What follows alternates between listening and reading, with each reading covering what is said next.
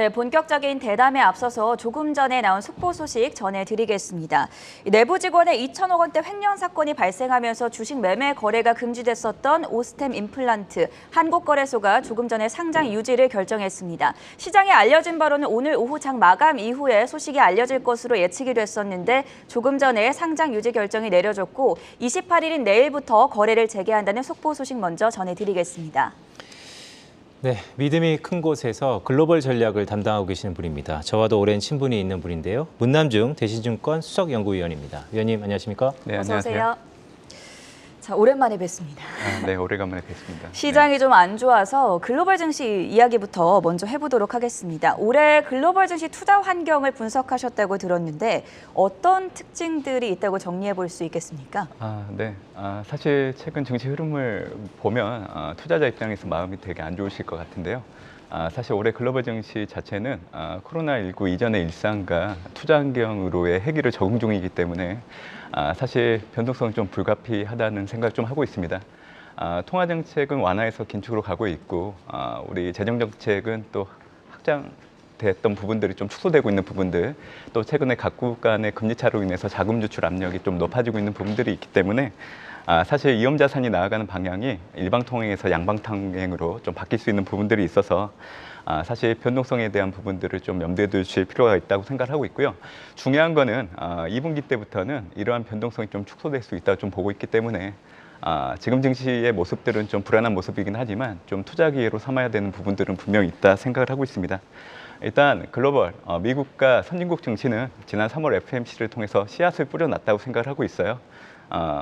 이 인고의 시간인 여름이 지금 현재라고 좀 보고 있기 때문에 수확의 기쁨을 맛볼 가을이 멀지 않았다고 좀 보고 있는 부분들이 있어서 결국 올해 같은 경우에는 기다릴 수 있는 분들이 좀 승자로 거듭날 수 있는 부분들이 있기 때문에 이 부분을 좀 강조해서 말씀드리고 싶습니다. 네, 위원님 말씀 중에 보니까 벌써 4월 말입니다. 다음 주면 5월이고요. 2분기에 이제 중반을 넘어가고 있는데 2분기부터는 민감도가 좀 덜할 수 있다라는 말씀을 주셨어요. 그렇다면 어떤 변화가 오고 우리는 어떤 기회를 잡아야 될까요?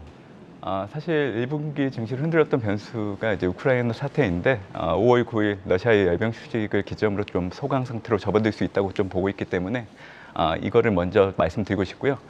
두 번째는 증시가 올라갈 수 있는 어떤 터닝 포인트로서 4월 들어서 이제 물가 고점이 통과되고 있다는 시그널들이 나타나고 있다는 부분들입니다. 우선은 이제 미국의 3월 CPI, PC, 근원 이 지표들을 놓고 온다고 하면 전년 대비 증가율 자체가 감소되기 시작했던 부분들이 있고요.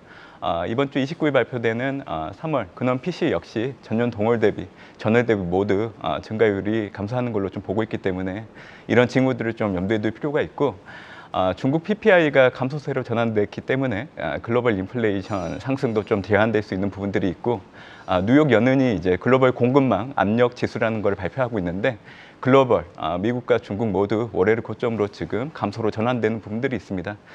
결국 이 물가 고점이 통과되고 있다는 시그널 자체가 증시의 변동성이 이제 맞이하는 5월달 증시 좀 줄어드는 데 역할을 할 수 있는 부분들이 있다고 좀 보고 있기 때문에 이 두 가지를 염두에 두고 좀 증시의 변동성이 낮아질 수 있다 얘기를 들고 있습니다. 증시의 터닝 포인트를 하나하나 자세하게 짚어주셨는데요. 새롭게 등장하는 투자 환경도 봐야 한다고 합니다. 특히나 미국이 그 키를 쥐고 있다, 열쇠를 쥐고 있다라고 하시는데 어떤 의미입니까? 사실은 올해 우크라이나 사태, 중국의 식민 정책이 지속되는 부분들로 인해서 물가 상승에 따른 인플레이션 우려 높아진 부분들이 있고 또한 물가를 잡기 위한 연준의 공격적인 긴축 행보라는 부분들이 올해 좀 달라진 투자 환경이라고 봐주시면 될 것 같습니다. 그런데 이러한 부분들을 해결할 수 있는 키를 이제 미국이 쥐고 있다고 생각을 하고 있는데 미국 같은 경우에는 코로나19 이전의 투자 환경으로 지금 빠르게 전환되고 있기 때문에 사실 증시가 적응하고 있다고 좀 봐주시면 좋을 것 같다는 생각을 하고 있고요. 4월에 이제 물가 고점이 통과되고 있는 징후가 나타나고 있다고 좀 얘기를 좀 드렸던 부분들이 있는데 사실 5월달 FOMC를 통해서 연준이 빅스텝을 단행하게 된다고 하면 이러한 영향을 살펴볼 수 있는 5월 경제 지표가 6월 달부터 발표되기 시작을 하게 됩니다. 그 지표들을 놓고 본다고 하면 연준의 빅스텝을 감내하는 실물 경제 지표의 견고함이 좀 확인될 수 있다고 좀 보고 있기 때문에 6월 달 같은 경우에는 물가가 통제될 수 있다는 기대감이 높아질 수 있는 부분들이 있고요.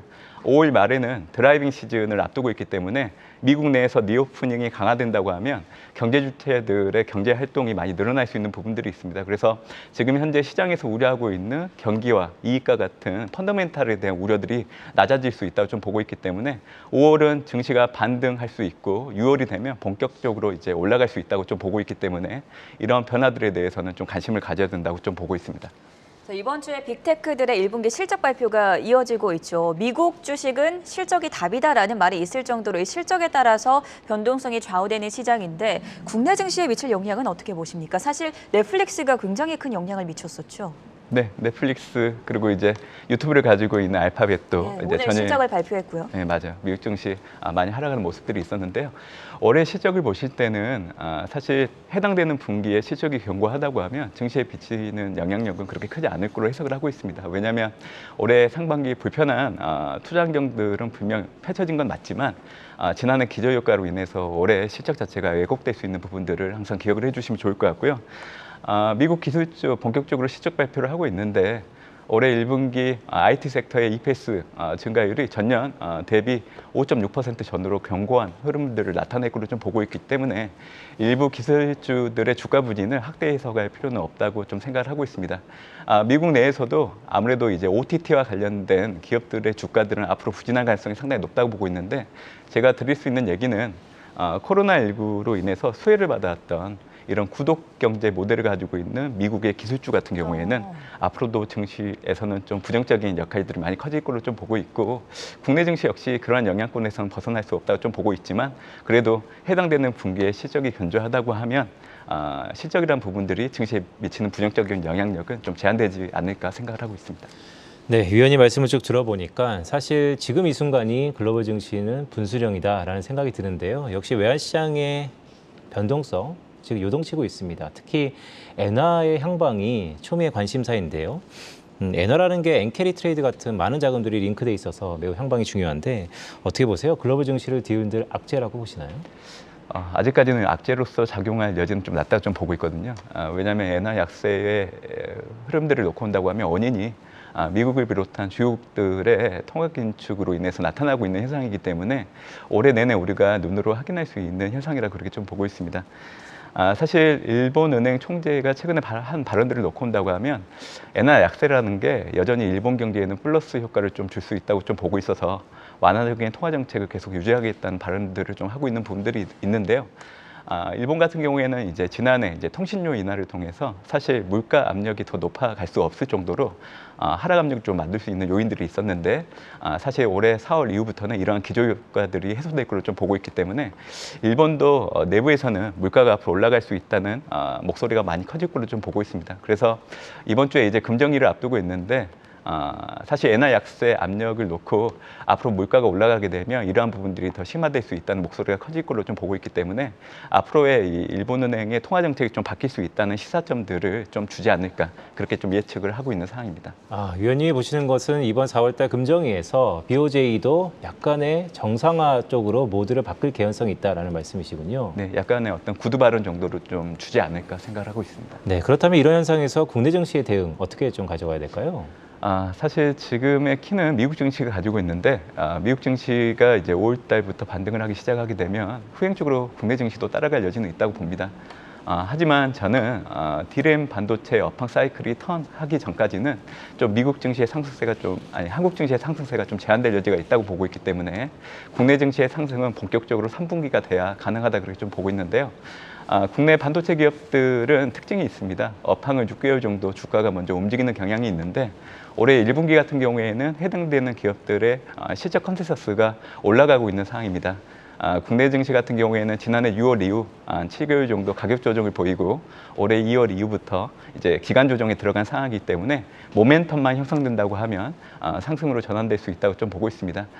제가 이제 D램 반도체 가격이 3분기 때 올라갈 수 있다고 좀 보는 이유들은 IT 공급망이 정상화될 수 있는 부분들, 그리고 인텔, AMD 같은 신규 서버를 출시하고 있기 때문에 수요가 늘어날 수 있는 부분들, 그리고 미국 국방부가 전투 역량을 높이는 데 클라우드와 관련된 프로젝트를 진행되고 있는 부분들, 이런 다양한 요인들을 놓고 온다고 하면 3분기부터는 D램 가격이 올라갈 수 있다고 좀 보고 있기 때문에 국내 증시 역시 3분기가 돼야 본격적으로 좀 상승으로 전환되지 않을까, 그런 예상을 좀 해보고 있는 상황입니다. 3분기까지는 조금 더 기다려 봐야겠어요. 그때 상승을 할 수 있을지, 우리 증시가 미국 증시에 후행적으로 반응을 하면서 한계점이 있기는 하지만 좀 올라갈 가능성이 있다라고 조언을 해주셨는데, 섹터나 테마 쪽에서는 어떤 것들 살펴보고 계신가요? 사실 이제 5월 달부터 연준이 통화긴축 행보를 공격적으로 시작을 하게 됐는데, 아마 이렇게 얘기하시면 좀 놀라실 수도 있으실 것 같아요.